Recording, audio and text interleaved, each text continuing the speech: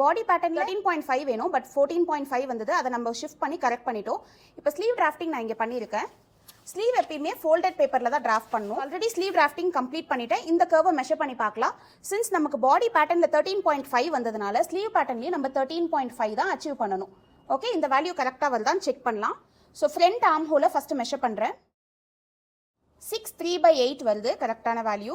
6'3/8 கொண்டு வந்து பேக்கோட ஆர்ம் ஹோலை மெஷர் பண்ணுறேன். திரும்ப எக்ஸாக்டாக 12.5 இல்லை 12.5/8 வருது. ஸோ விச் மீன்ஸ் 12.5னு வச்சுக்கிறேன். நமக்கு 1 inch கம்மியாக இருக்குது. ஓகே, ஸோ எனக்கு வேண்டியது 13.5, பட் எனக்கு 12.5 தான் வருது. So 1 inch. ஸோ 1ல் பாதி வந்து ½ inch. ஸோ 1 2ஆல் நமக்கு வர வேல்யூ டிஃப்ரென்ஸை 2ஆல் டிவைட் பண்ணால் ½ inch. என்ன பண்ண போகிறேன்னா அந்த ½ inch இங்கே மார்க் பண்ண போகிறேன். ஓகே, இந்த ஸ்பேஸ் பத்தலை, அதனால தான் நமக்கு வேணுன்ற வேல்யூ கிடைக்கல. அந்த ஸ்பேஸை நான் வந்து இன்க்ரீஸ் பண்ணுறேன் பாருங்கள். ஸோ ½ inch மார்க் பண்ணிவிட்டு திரும்ப இந்த கர்வ் எல்லாமே நம்ம ரீட்ரா பண்ணணும்.